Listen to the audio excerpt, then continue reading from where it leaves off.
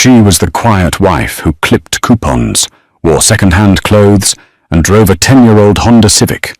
He was the tech billionaire who thought he had outgrown her. When Adrian Sterling slapped divorce papers on the table, laughing in her face, with his young mistress by his side, he thought he was cutting off dead weight. He thought he was leaving a poor nobody. He was wrong. Dead wrong.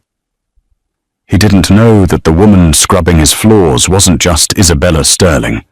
She was Her Royal Highness, Princess Isabella of House Valois. And by the time the truth came out, it wasn't just a divorce. It was an international incident. You are not going to believe how hard this man falls. Let's get into the story. The sound of a Mont Blanc pen hitting the marble countertop echoed like a gunshot in the silence of the penthouse. Sign it, Bella. Don't make this difficult. You know you can't afford a lawyer who can go toe-to-toe with Cravath, Swain, and Moore, Adrian said, his voice dripping with that specific kind of boredom only the ultra-wealthy seem to master. He didn't even look at her. He was too busy adjusting the cuff of his bespoke Brioni suit, checking his reflection in the floor-to-ceiling windows that overlooked Central Park. Isabella sat at the kitchen island, her hands folded quietly in her lap. She was wearing a faded grey cardigan that Adrian had told her 3 times to throw away. "Adrian," she whispered, her voice steady but low, "it's our 10th anniversary next week." A sharp, cruel laugh cut through the air. It didn't come from Adrian. Tiffany walked in from the terrace, holding a glass of Bollinger champagne. She was 23, a former fitness influencer turned brand consultant for Adrian's tech conglomerate, Sterling Dynamics. She was wearing a silk robe that Isabella recognized. It was the one Adrian had bought for Isabella's birthday last year, but Isabella had never taken the tags off because she thought it was too expensive to ruin. "Oh, honey," Tiffany cooed, leaning against Adrian's shoulder and tracing the line of his jaw. Anniversaries are for people who are still in love. Or at least, people on the same tax bracket.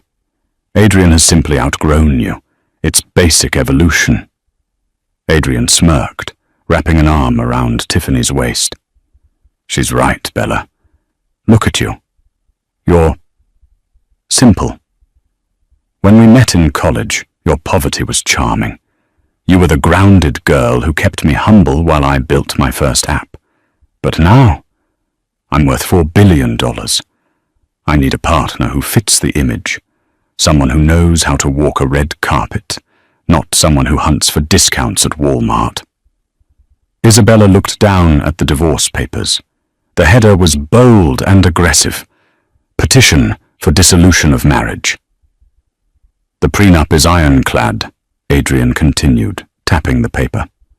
"You get the apartment in Queens, the 2015 Honda, and a monthly stipend of $2,000 for 3 years. That's generous, considering you've contributed absolutely nothing to Sterling Dynamics." Nothing. Isabella's eyes flashed. She remembered the nights in their cramped dorm room when she proofread his code because he was too dyslexic to catch the syntax errors. She remembered working double shifts at the diner to pay for the servers that hosted his first platform. She remembered selling her grandmother's vintage emerald ring, the only heirloom she had, to bail him out of a lawsuit in the early days. "I contributed my life, Adrian," she said. "You contributed domestic labor?" Tiffany interjected, rolling her eyes. "Which is easily outsourced. We've actually already hired a housekeeping staff for the new estate in the Hamptons. They're much more efficient, and they dress better." Adrian checked his Rolex Daytona. "I have a board meeting in 40 minutes. Sign the papers, Bella. Take the deal. If you try to fight this, I will bury you in legal fees until you're living in a shelter. You're a poor girl from nowhere. Don't pretend you can fight a titan." Isabella stood up. The movement was slow, graceful, and oddly terrifying. For a second, the mousy housewife vanished. Her posture straightened, her chin lifted. There was a coldness in her blue eyes that Adrian had never seen before. "You want a divorce, Adrian?" she asked. "Desperately," he replied. "And you want me to leave right now, with nothing but the clothes on my back?" "Take whatever fits in your Honda," he sneered. Isabella picked up the pen. She didn't hesitate. She signed her name with a flourish that was far too elegant for a simple housewife. Isabella A. She didn't write Sterling, just A. "Done," she said, sliding the papers back to him. "Good girl," Adrian chuckled, snatching the documents. "Now get out. Tiffany wants to redecorate the master bedroom before the gala tonight." Isabella walked to the door. She didn't pack a bag.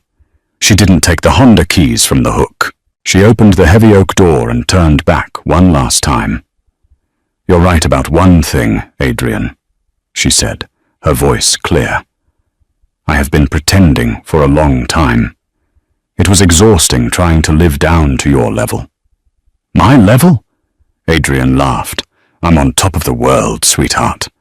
"Enjoy the view," she said. "The fall is long." She closed the door. Isabella walked out of the luxury building on Fifth Avenue. The doorman, an older man named Henry, who had always been kind to her, tipped his hat.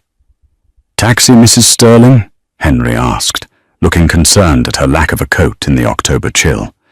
"No, thank you, Henry." She smiled gently. "And please don't call me Mrs. Sterling anymore. Isabella is fine." She walked 2 blocks south, away from the prying eyes of the paparazzi that usually camped outside Adrian's building. She stopped in front of a nondescript black sedan parked near St. Patrick's Cathedral. It wasn't a sleek sports car or a flashy limo. It was an armored Mercedes-Maybach S680 Guard, the kind used by heads of state. The rear window rolled down an inch. Isabella tapped the glass 3 times. The door flew open. A man in a dark suit stepped out. He was 6'4", built like a tank, with a scar running down his left cheek. This was Kalen, her personal protection officer, a man Adrian had never met because for 10 years Kalen had been instructed to keep his distance. "Your Highness," Kalen said, bowing his head low. He didn't care who saw. "We received the signal." "Take me to the Pierre," Isabella said, sliding into the leather interior that smelled of lavender and old money. "And Kalen? Call my grandmother." Kalen's eyes widened slightly in the rearview mirror. "The Queen Mother, Ma'am. She has been waiting for this call for a decade." "I know," Isabella sighed, leaning her head back against the seat. "Tell her the experiment is over. The American commoner failed the test." They drove in silence to the Pierre, one of New York's most historic hotels. When the car pulled up, the general manager was already waiting on the curb. He had been alerted via a secure diplomatic channel 5 minutes prior. "Your Highness," the manager whispered, opening her door, "we have the royal suite prepared. The staff has been briefed on non-disclosure protocols. No one knows you are here." "Thank you, Charles," she said. Inside the suite, which cost more per night than Adrian's generous monthly alimony, Isabella walked to the mirror. She stripped off the cheap grey cardigan. She took off the simple cotton shirt. She opened the safe in the room, which Kalen had stocked with her real belongings, items kept in storage in New York for emergencies. She pulled out a sapphire ring. It wasn't just jewelry. It was the Star of Valois, a 12-carat stone that had belonged to her great-grandmother.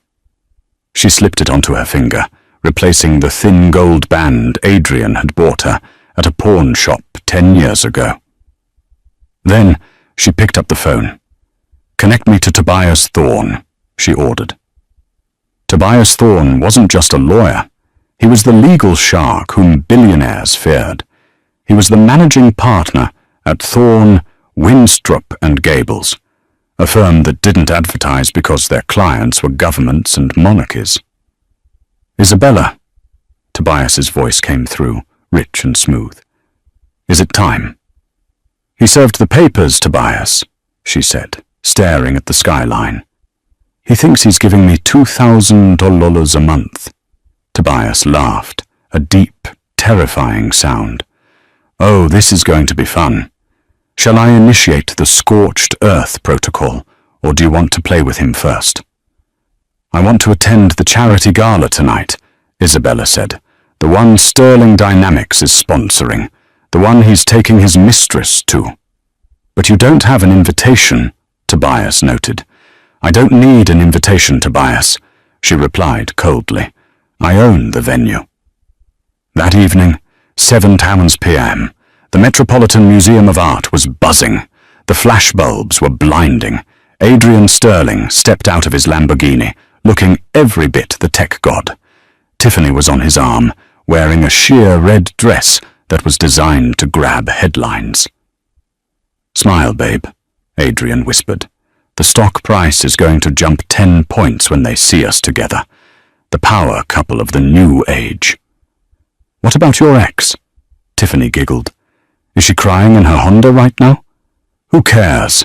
Adrian scoffed. "She's history." They walked up the stairs, Adrian basking in the adoration of the press. He shook hands with senators and movie stars. He felt invincible. Until the music stopped. It wasn't a gradual fade. The orchestra abruptly cut off. A hush fell over the massive hall. The lights dimmed, leaving a single spotlight focused on the top of the grand staircase. "Ladies and gentlemen," the master of ceremonies announced, his voice trembling slightly. "Please rise for the patron of tonight's event." Adrian frowned. "Patron? I'm the sponsor. I didn't approve a patron." "Distinguished guests," the announcer continued. "Her Royal Highness, Princess Isabella of the House of Valois, Duchess of Montvaverne."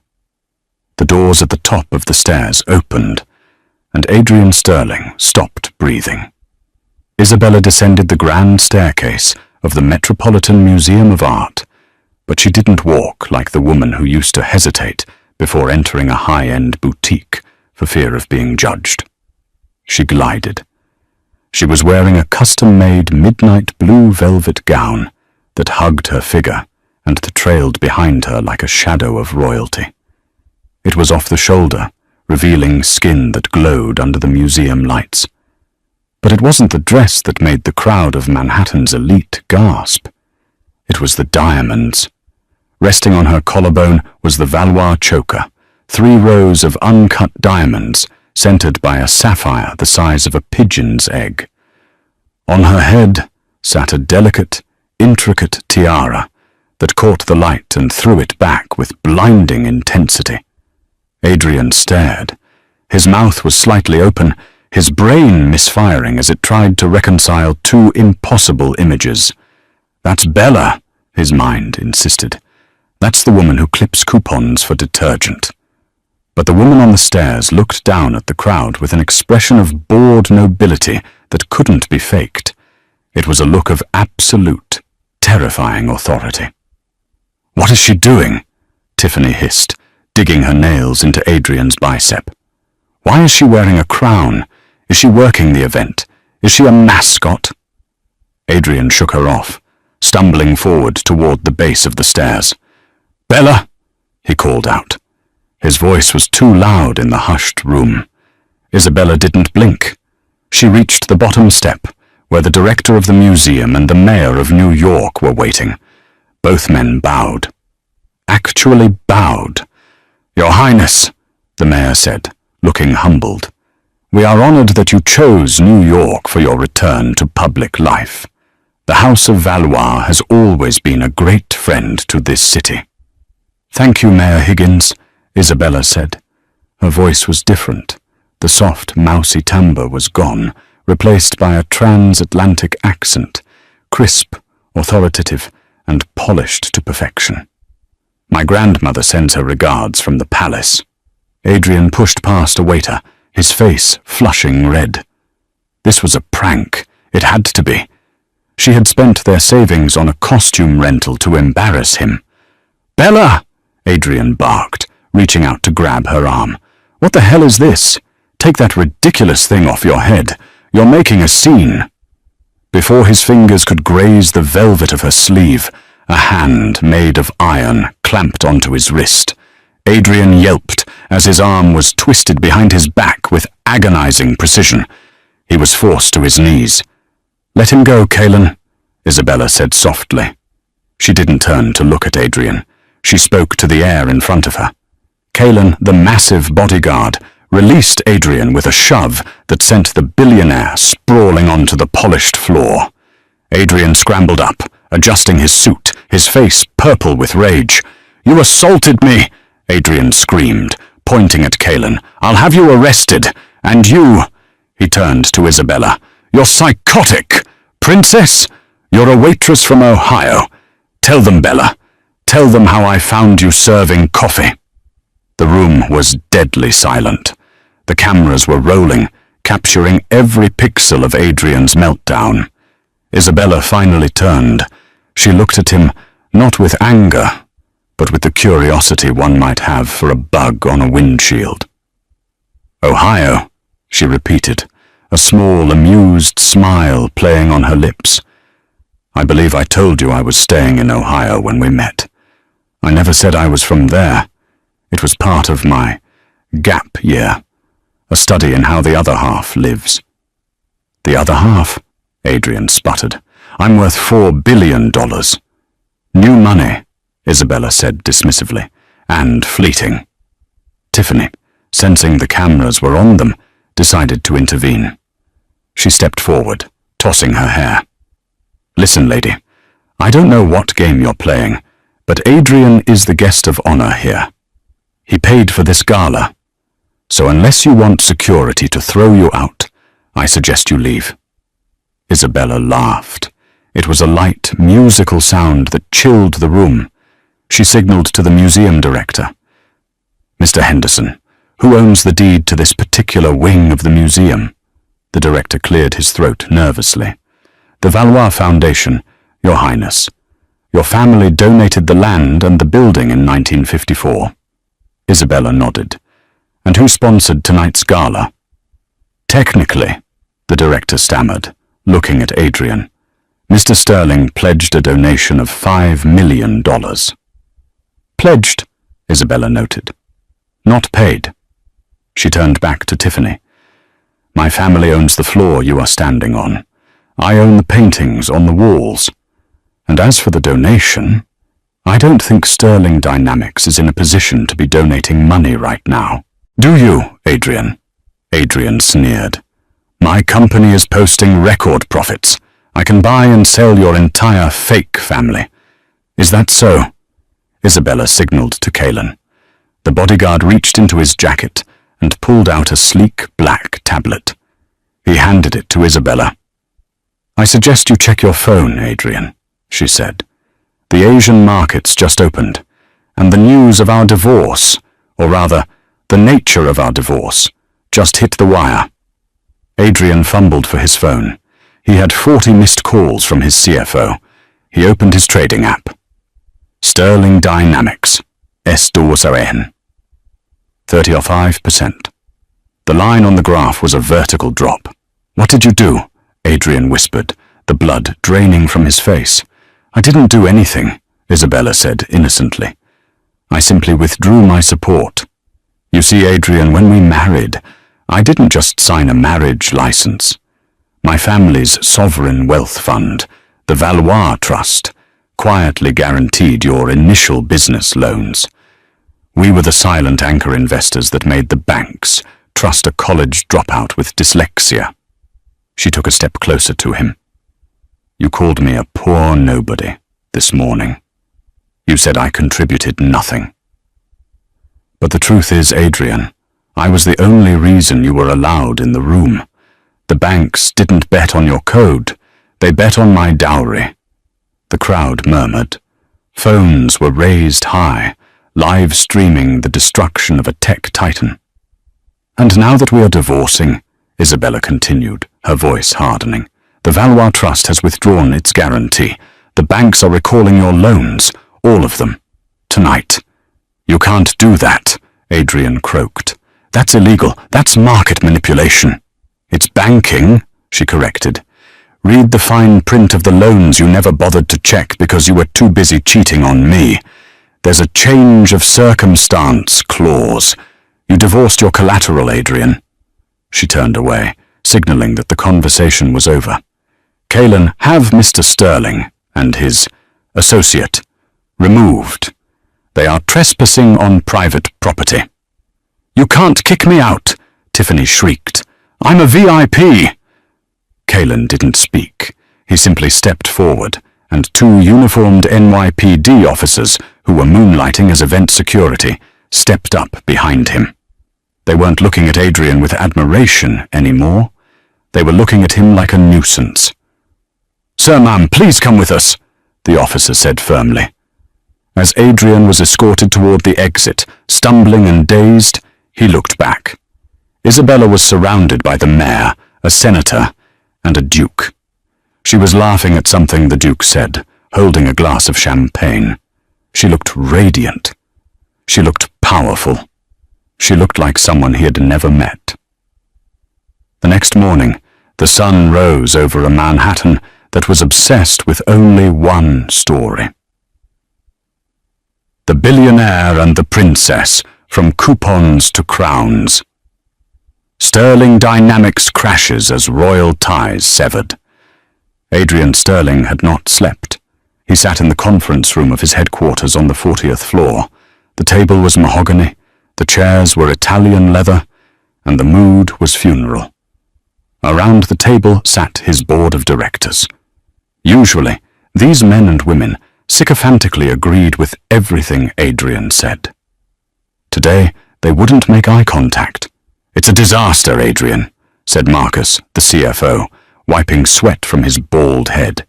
The stock is down 60% since the gala. The banks have frozen our lines of credit. Vendors are demanding cash up front. We're bleeding out. It's a bluff, Adrian slammed his hand on the table. She's bluffing. She's just a girl I lived with for 10 years. She doesn't have this kind of power. It's a publicity stunt. A publicity stunt? Marcus threw a file on the table. Adrian, have you ever Googled House of Valois? No, Adrian snapped. Why would I? They are one of the oldest royal families in Europe, Marcus said, his voice trembling. They aren't ruling monarchs anymore, but they are banking royalty. They own huge stakes in shipping, pharmaceuticals and tech. Their net worth is estimated in the trillions, Adrian. Not billions, trillions. Adrian felt sick. He grabbed a bottle of water, his hands shaking. So what? He said, trying to regain his bravado. We have the technology. We have the user base. They can't take the company from me. I own 51% of the voting shares. The doors to the conference room swung open. Actually, a smooth baritone voice filled the room. That's a matter of debate. Tobias Thorne walked in. He was wearing a suit that cost more than most people's cars, carrying a slim leather briefcase. Behind him walked Isabella. She wasn't wearing a gown today. She was wearing a sharp white power suit, her hair pulled back in a severe, elegant bun. She looked like a CEO, not a princess. Who let them in? Adrian stood up. Security. Sit down, Mr. Sterling, Tobias said calmly. He didn't shout, but the command was so absolute that Adrian's knees buckled, and he sat. Tobias placed a single document on the table. This, Tobias began, is the original incorporation document for Sterling Dynamics. Do you recognize it? I wrote it, Adrian spat. You signed it, Tobias corrected. But the initial capital, the $2 million that bought the servers and paid the first engineers, came from a shell company called Blue Heron Ventures, correct? Yeah, my angel investor, Adrian said. I never met them. It was anonymous. Blue Heron Ventures, Isabella said, taking a seat at the head of the table, a seat usually reserved for the chairman, is a subsidiary of the Valois Trust. I approved the transfer myself. I was 21. So I owe you $2 million, Adrian scoffed. Fine, I'll write you a check right now. Get out of my company. Read Section 8, Paragraph C, Tobias said, pointing to the document. Adrian squinted at the text. In the event of a default on the morality clause or a dissolution of the primary relationship between the founder and the beneficiary, all Class A voting shares revert to the investor until the principal is repaid with a compound interest of 15% per annum, calculated retroactively. Morality clause? Adrian whispered. Adultery is a breach of the morality clause. Tobias smiled thinly. And the divorce petition you served yesterday constitutes the dissolution of the relationship. Which means, Isabella said, clasping her hands on the table, as of this morning, Blue Heron Ventures, and by extension me, has exercised its option to convert the debt into equity. I am now the majority shareholder of Sterling Dynamics. The room gasped. The board members looked from Adrian to Isabella, doing the mental math of who was more likely to save their stock options. "You can't do this!" Adrian screamed, his face turning a blotchy red. "I built this! I am Sterling Dynamics!" "You are a liability," Isabella said coldly. "Marcus, what is the current projection if Adrian remains CEO?" The CFO looked at Adrian, then down at his papers. "Bankruptcy in 3 weeks, Your Highness." "And if Mr. Sterling is removed, and I assume the role of interim chairwoman, backed by the Valois liquidity?" Isabella asked. Marcus swallowed hard. The stock would likely rebound to an all-time high by closing bell. The betrayal in the room was palpable. The board members shifted in their seats. One by one, they turned their backs on Adrian. "I move for a vote of no confidence in Adrian Sterling," said the board director, a woman named Sarah who had been Adrian's mentor. "Seconded," Marcus said quickly. "All in favor?" Isabella asked. Every hand in the room went up, except Adrian's. "You're firing me?" Adrian whispered. "From my own company?" "We are accepting your resignation," Isabella corrected. "Effective immediately. Security will escort you out." Kalen stepped into the room. He didn't look like a bodyguard today. He looked like an executioner. "No!" Adrian grabbed the edge of the table. "I won't go. I have rights. The prenup. The prenup says—" "The prenup," Tobias interrupted. "Protected premarital assets. Since you started this company after you married Isabella, and since the funding came from her trust, it is marital property subject to the contract we just discussed. You really should have hired a better lawyer, Adrian. LegalZoom is not sufficient for these matters." Adrian looked at Tiffany, who was standing in the doorway, watching the scene unfold. She was clutching her designer handbag. "Tiff," Adrian pleaded, "call the press. Tell them they're stealing it." Tiffany looked at Adrian, sweaty, desperate, and now broke. Then she looked at Isabella, calm, powerful, and infinitely wealthy. Tiffany pulled out her phone. "Actually," she said, her voice icy, "I think I'm going to call an Uber. This is getting embarrassing." "Tiffany!" Adrian shouted as she turned on her heel and walked away. "Mr. Sterling," Kalen said, placing a heavy hand on Adrian's shoulder. "It's time." Adrian was dragged out of the conference room, his heels skidding on the carpet. He passed the glass walls where his employees, hundreds of coders and designers, were watching. They weren't looking at him with pity. They were looking at their new boss, the princess, who was already giving instructions to the CFO.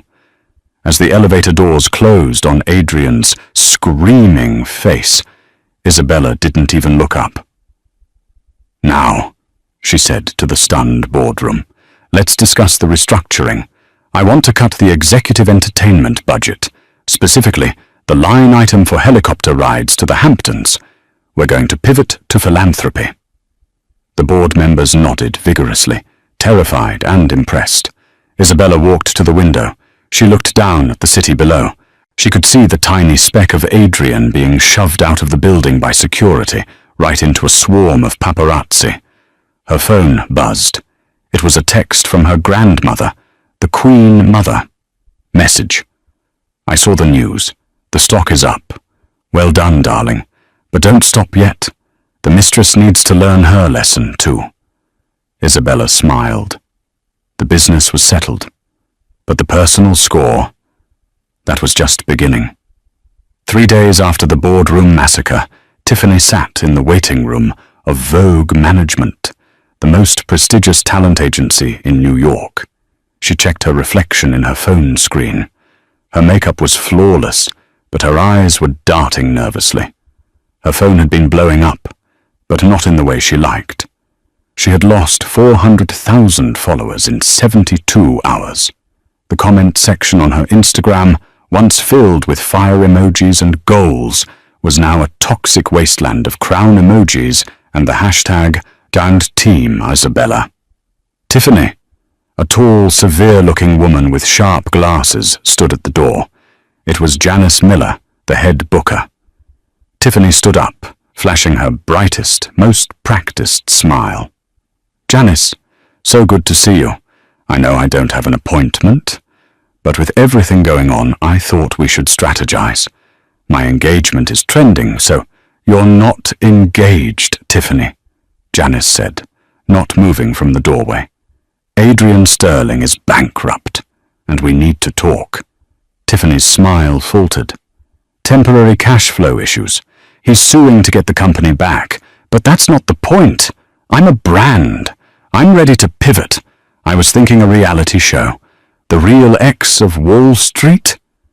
Janice sighed. It was the sound of a woman who didn't have time for delusion. Come in. Tiffany walked into the office. It was stark white.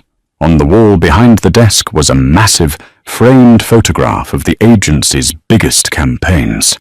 Tiffany froze. The photo in the center was a vintage black and white shot from the 1950s.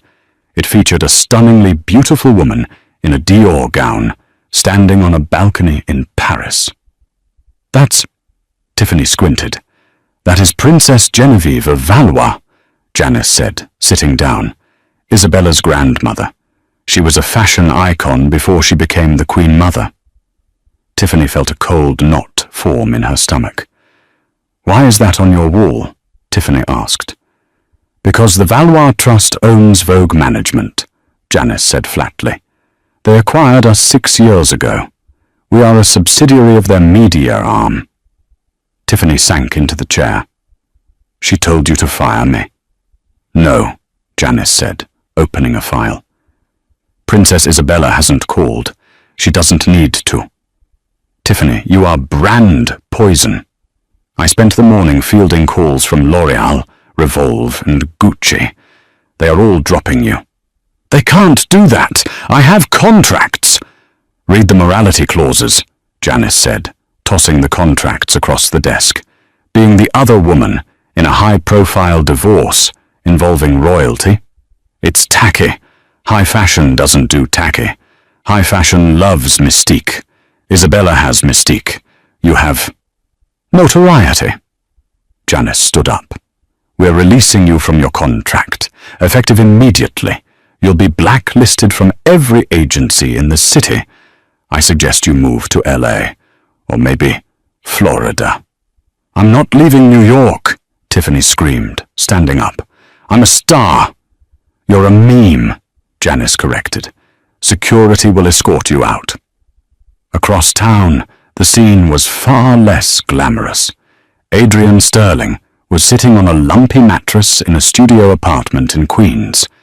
It was, ironically, the exact apartment he had bought as an investment property years ago, the one he had graciously offered to let Isabella live in during their divorce settlement talks. The water pressure was low, the radiator clanked, and the neighbors played reggaeton at full volume until 3 August a.m. He stared at his laptop. He was blocked from his corporate email. His credit cards were declined. The only cash he had was a wad of bills he'd managed to withdraw before the freeze hit, and that was dwindling fast. He picked up his phone. He dialed the only lawyer who would take his call. "Barry," Adrian barked, "tell me you have something." Barry Glimmer wasn't a corporate shark like Tobias Thorne. Barry was a strip mall lawyer whose billboards featured a picture of him pointing a finger with the slogan, "Hurt, call Glimmer." "I'm looking at the paperwork, Adrian." Barry's raspy voice came through. "It's tight. That Thorne guy is a monster, but I think we found a loophole." Adrian sat up, hope surging through his chest. "What? Is it the prenup?" "No," Barry said. "It's fraud. We sue for fraudulent inducement of marriage. You claim that she misrepresented her financial status to trap you. You argue that if you had known she was a royal with her own billions, you never would have signed the business agreements giving her control. You argue that the power dynamic was skewed." "Yes," Adrian shouted, pacing the small room. "She tricked me. She pretended to be poor. That's entrapment." "It's a stretch," Barry warned. "But in New York, with a jury, if we play up the poor guy manipulated by the evil foreign monarchy angle, we might get a settlement. We ask for half." "Half?" Adrian laughed maniacally. "Half of the Valois fortune. That's billions." "Exactly," Barry said. "We serve her tomorrow. Get a suit that fits, Adrian. We're going to war." The Supreme Court of New York was a zoo. The divorce trial of Sterling versus Sterling had captured the world's attention. It wasn't just a divorce. It was a class war flipped upside down. The sidewalks were packed with protesters holding signs. Some supported Adrian, American innovation versus foreign royalty. But most were there for Isabella, Queen of Queens. Inside courtroom 4B, the atmosphere was suffocating. Adrian sat at the plaintiff's table. He had shaved, but he looked gaunt. His suit, purchased off the rack at a department store, hung loosely on his frame. Barry Glimmer sat next to him, sweating profusely in a polyester suit, arranging stacks of disorganized papers. On the other side, the defense table was a fortress of calm. Isabella sat with her back straight, wearing a navy Chanel suit. She wore no jewelry, except for the simple wedding band she had yet to remove. A tactical choice. Next to her, Tobias Thorne looked less like a lawyer and more like a predator waiting for a limping gazelle. "All rise," the bailiff bellowed. Judge Eleanor Vance walked in. She was known as the Iron Gavel. She didn't suffer fools and she hated media circuses. "Be seated," Judge Vance said, adjusting her glasses. "I have read the briefs. Mr. Glimmer, you are alleging that your client, Mr. Sterling, was the victim of, let me check my notes, strategic identity fraud." "Yes, Your Honor." Barry stood up, buttoning his jacket. "My client married a woman he believed to be Isabella Anderson, a struggling student from Ohio. He supported her. He built a company to provide for her. Had he known she was actually Her Royal Highness, with access to unlimited capital, he never would have entered into the restrictive financial agreements that stripped him of his company. She hid her assets to gain leverage." Barry wiped his forehead. "She played the long con, Your Honor. She waited until he was successful to steal his life's work." A murmur ran through the gallery. It was a ridiculous argument, but in a weird way, it made sense. "Mr. Thorne?" Judge Vance nodded to the defense. Tobias stood up. He didn't use notes. "Your Honor," Tobias's voice boomed, "Mr. Sterling is not a victim of fraud. He is a victim of his own ego." Tobias walked to the center of the room. "We intend to prove that Mr. Sterling knew exactly who Isabella was, subconsciously at least. He knew she had connections. He just didn't care to ask because it didn't fit his narrative of being the savior. Furthermore, Hiding one's royal title is not a crime in the United States. It is a privacy choice, a choice made for safety. Safety? Adrian scoffed loudly. Mr. Sterling, the judge snapped. Silence! Tobias turned to Adrian. We would like to call the plaintiff to the stand. Adrian walked to the witness box. He felt confident. He was a salesman after all. He could sell this story. Mr. Sterling, Tobias began, leaning against the railing. You claim my client contributed nothing to your success. She didn't, Adrian said smoothly. She cooked dinner. She did laundry. Domestic tasks. I wrote the code. I closed the deals. And the initial funding? Tobias asked. The $2 million? I thought it was an angel investor, Adrian lied. She never told me it was her. Did you ever ask? What? Did you ever ask where the money came from? Tobias pressed. You received a check for $2 million from a shell company registered in Luxembourg. You didn't do due diligence? You didn't ask your wife, who suddenly had the contact. I was busy building the product, Adrian stammered. Let's talk about the domestic tasks, Tobias said, pacing. Is it true that in 2018, when Sterling Dynamics was facing a hostile takeover from Omnicorp, you were up all night panicking? Yes, that was a hard time, Adrian nodded, trying to look sympathetic. And the next morning, the CEO of Omnicorp suddenly called and withdrew his bid. He apologized and backed off. Yes, Adrian said proudly. I must have scared him off with my strategy. Tobias smiled. It was a terrifying smile. Actually, Mr. Sterling, he backed off because Isabella made a phone call. Tobias held up a phone log. At 3:00 a.m. that night, Isabella called her uncle. Do you know who her uncle is? Adrian shook his head. Her uncle is Prince Henry, Tobias said. He sits on the board of Omnicorp. She told him that if the hostile takeover proceeded, the Valois Trust would pull all its assets from Omnicorp's European division. A loss of $40 billion. The bid was dropped 5 minutes later. The courtroom gasped. She saved your company, Tobias said, his voice rising. She saved it with one phone call while you were crying in the bathroom. And you call her useless? Adrian's face turned purple. I didn't ask her to do that. I didn't know. Exactly! Tobias slammed his hand on the railing. You didn't know because you never looked at her. You only saw a mirror for your own vanity. Tobias walked back to his table and picked up a thick folder. But that is not why we are here, Your Honor. We are countersuing. Countersuing? Barry Glimmer squeaked. For embezzlement, Tobias said calmly. Adrian froze. In the discovery phase for this trial, Tobias said, handing documents to the judge, we audited the Sterling Dynamics books. We found something interesting. A series of payments labeled R&D consultancy, going to a firm in the Cayman Islands. Tobias turned to the gallery. $500,000 a month. For 3 years. The firm is called Tifco Holdings. Every eye in the room turned to Adrian. You were funneling company money, shareholder money, to your mistress, Tobias said. That is not just a breach of contract, Mr. Sterling. That is a federal crime. That is grand larceny. And since Blue Heron Ventures, Isabella, was the majority shareholder, you were stealing from your wife. It was legitimate consulting, Adrian stammered, sweat pouring down his face. She consulted on branding.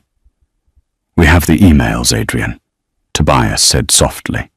Emails where you tell Tiffany, don't worry about the price tag, I'll hide it in the R&D budget. The board will never look there. The silence in the courtroom was absolute. Judge Vance looked up from the documents. Her face was grim. Mr. Glimmer, the judge said, do you have a defense for this? Barry Glimmer looked at the documents. He looked at Adrian. He started packing his briefcase. "Your Honor," Barry said, "I would like to request a recess to discuss a plea deal with the district attorney." "No!" Adrian grabbed Barry's arm. "No plea deal! Fight them!" "Sit down, Mr. Sterling." Judge Vance banged her gavel.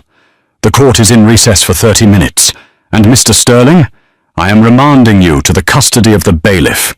You are a flight risk." Two officers moved toward Adrian. Isabella stood up. She walked over to the railing where Adrian was being cuffed. He looked at her, his eyes wild with panic and hate. "You planned this! You set me up!" Isabella leaned in close. She smelled like roses and victory. "I didn't plan for you to be a thief, Adrian," she whispered. "I just turned on the lights. Whatever you did in the dark, that's on you." She turned and walked out of the courtroom, the heavy oak doors swinging shut behind her, leaving Adrian to the sound of clicking handcuffs. 6 months later. The waiting room of the Otisville Correctional Facility was a stark contrast to the penthouse overlooking Central Park. The walls were painted a depressing shade of institutional beige. The air smelled of floor wax and stale coffee, and the chairs were bolted to the floor. Adrian Sterling sat on one of those plastic chairs, wearing a jumpsuit that was 2 sizes too big. His hair, once styled by a celebrity barber on Madison Avenue, was buzzed short. He looked older. The arrogance that had defined his face for a decade had been replaced by a permanent etch of bitterness and confusion. "Visitor for inmate 8940. The guard grunted. Adrian stood up, his heart hammering. He had been expecting Barry Glimmer, who was currently trying to appeal his 5-year sentence for wire fraud and embezzlement. But when the heavy steel door buzzed open, it wasn't Barry. It was Isabella. She sat behind the plexiglass partition. She looked otherworldly.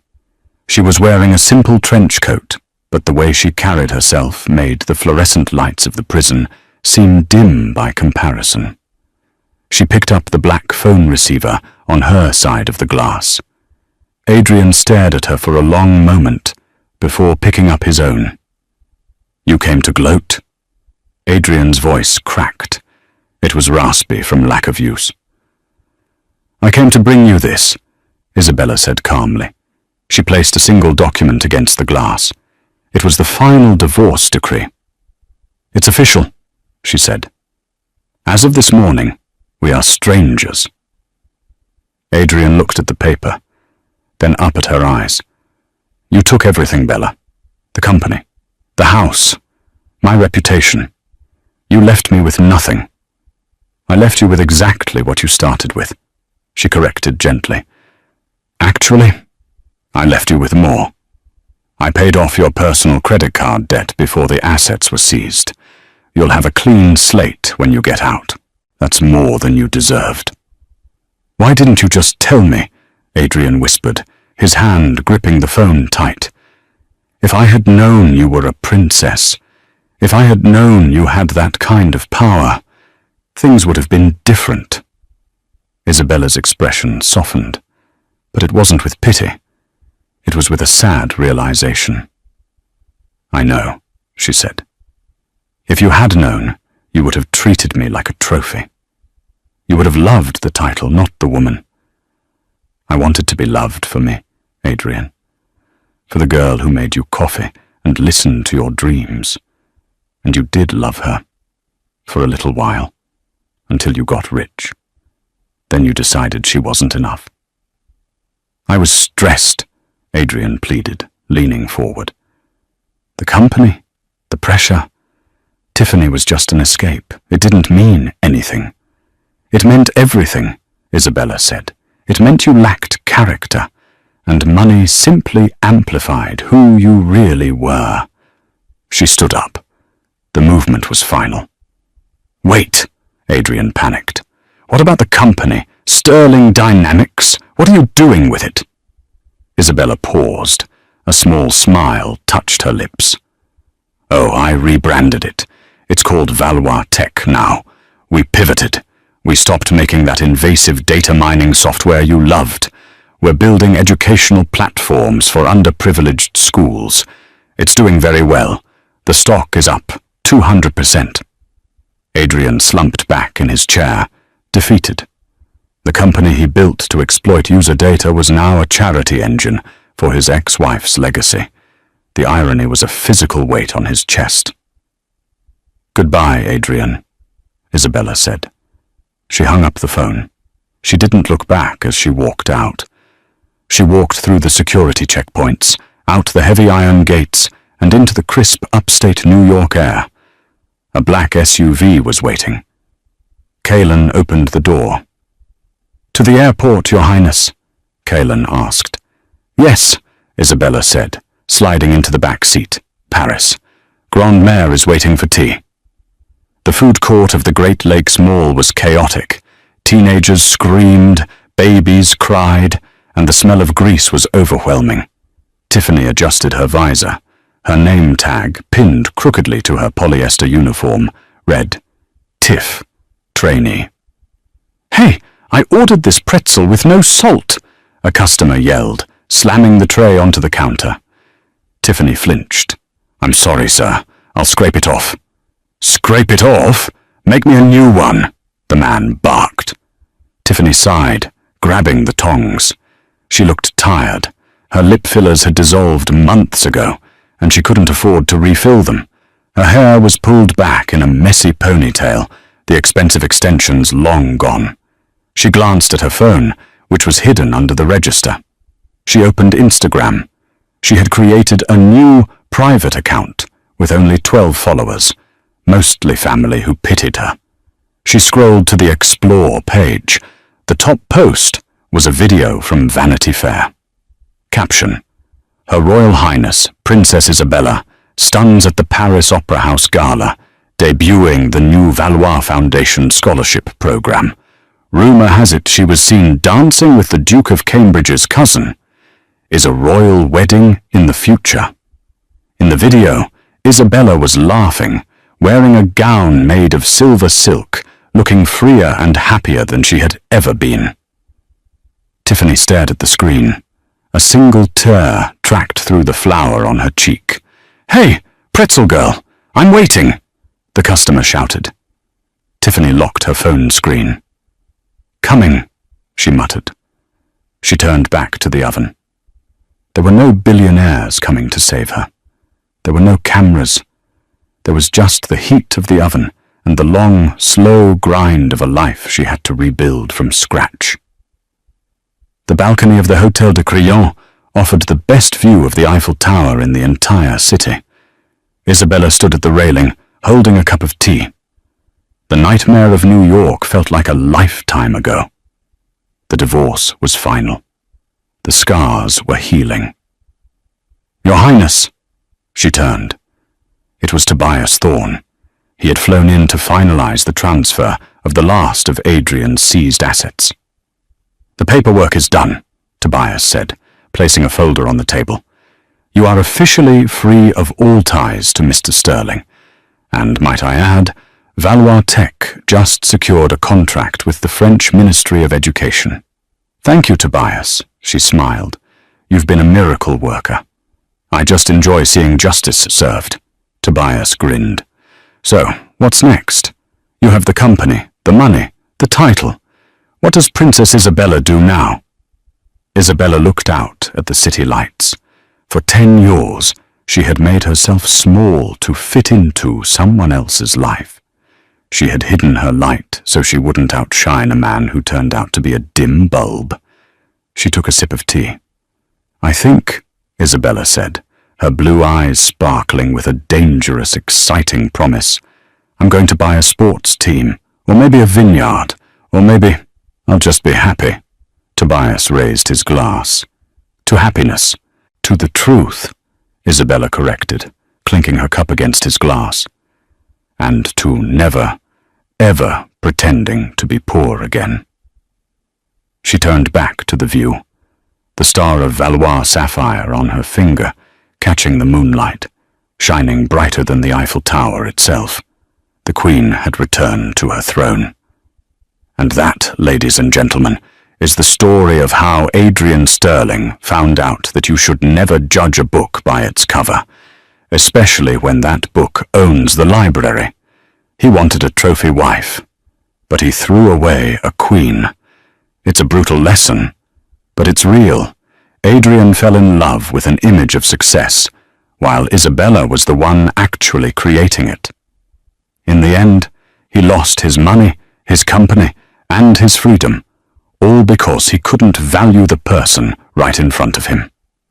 Now, I have to ask you a question.